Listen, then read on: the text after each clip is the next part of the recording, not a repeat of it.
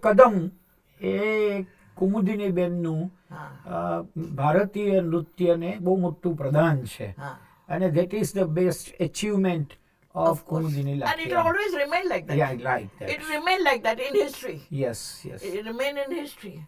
And other people will take on and they Yeah, do they will. something. Yeah.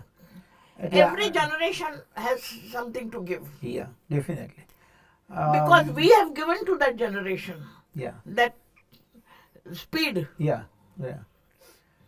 આપણે જ્યાંથી શરૂઆત કરી હતી ત્યાંથી જ હું સમાપન કરું હા. કે 3 ક હા. એવી સુંદર રીતે જોડાયેલા છે. હા.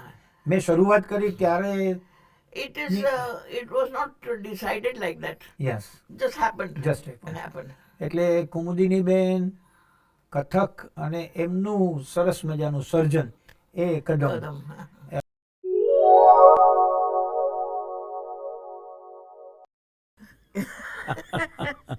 પડતી હતી એટલે સૌથી પહેલા ઝાડુ લઈને જ જતા હતા.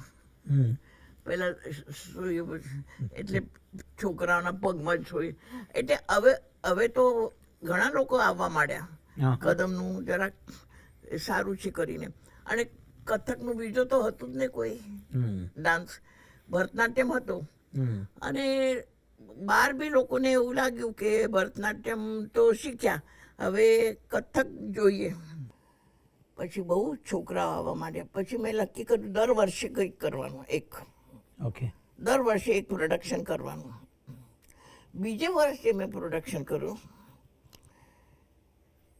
એ બહુ વિચાર કરવાનો. એક તો થઈ ગયું. મને કંઈ કોરિયોગ્રાફીમાં મેં કોઈ રીતે શીખી નહોતી. એવું કોરિયોગ્રાફી જેવો સબ્જેક્ટ હતો જ નહીં ઇન્ડિયામાં. આઉટસાઇડ બીજા દેશોમાં કોરિયોગ્રાફીના ક્લાસીસ હોય છે યસ. ડાન્સના. પણ કોરિયોગ્રાફી એટલે શું એ જ પહેલાં ખબર નહોતી. હજી બી લોકોને ખબર નથી આપણા દેશમાં કોરિયોગ્રાફી શબ્દ તરીકે શબ્દો વપરાય છે. વપરાય Yes. છે, હા. પણ શું એ કોઈને ખબર નથી.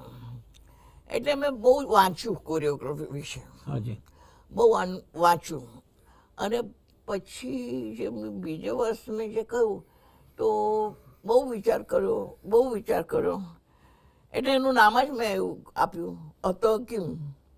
એટલે હવે હું ક્યાં જઉં, હવે શું એમ કરીને શરૂ કર્યું. અને જોયેલું બહુ આખા દેશમાં અને આખા વિશ્વમાં બહુ જ જોયેલું કે લોકો કઈ રીતે એમનો ડાન્સને સમેટે છે. એટલે પછી એ રીતે મેં બી બહુ વિચાર કર્યો અને આપણો ઇન્ડિયન ડાન્સ ઇન્ડિયન તરીકે કર્યો. અને એ બી બહુ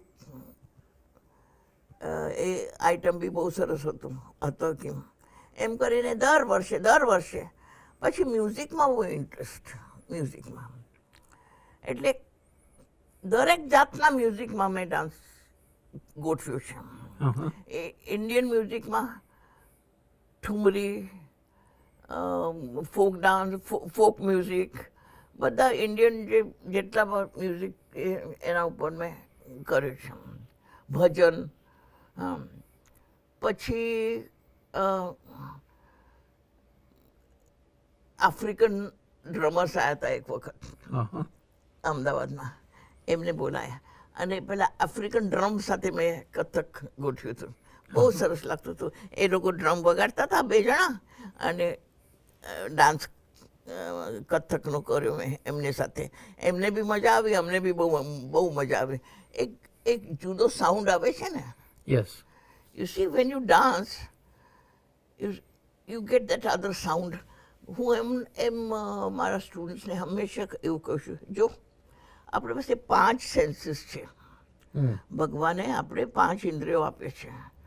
જોવાનું, સાંભળવાનું, સૂંઘવાનું, ટેસ્ટ કરવાનું, ફીલ કરવાનું. તમારા ડાન્સમાં બધા આવ્યા જોઈએ. તમે સાંભળો, તમે જુઓ,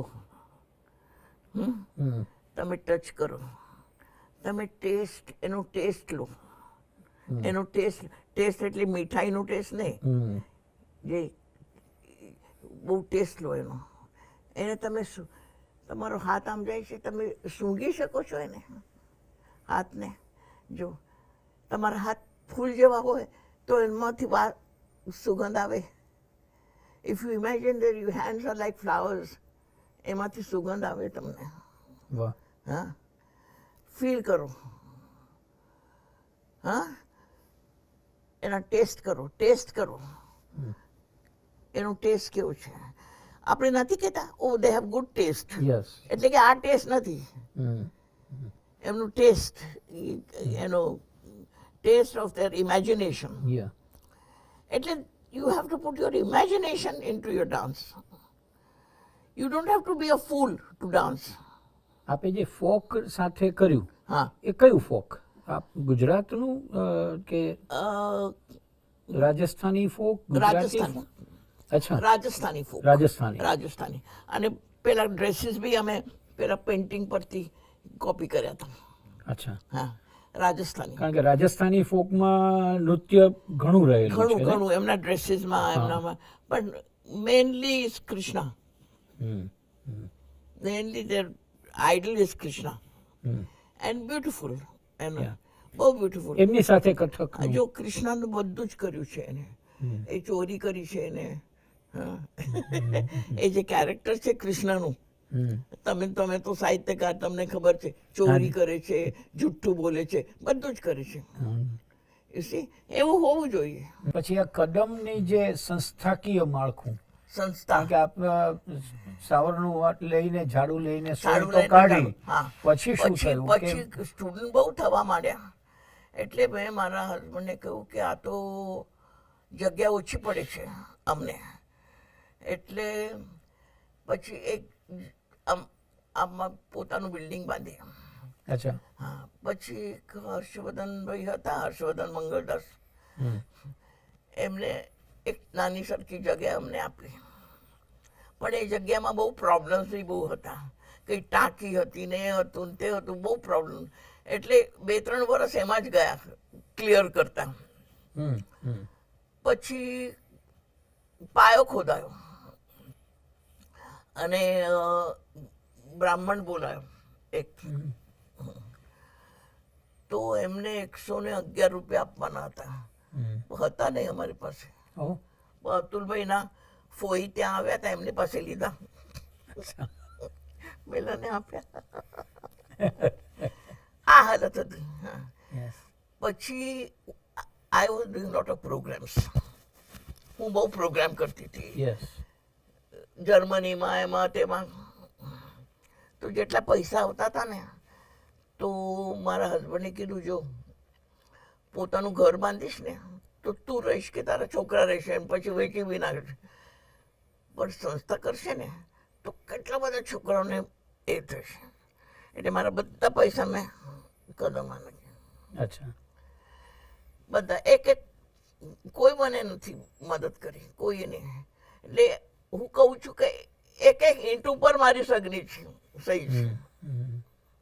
કદમના હું કહું છું ઘણી વખત ને, એક ઈંટ ઉપર બધું મારે જેટલું હતું મેં બધું નાખ્યું આમાં. જે નાખી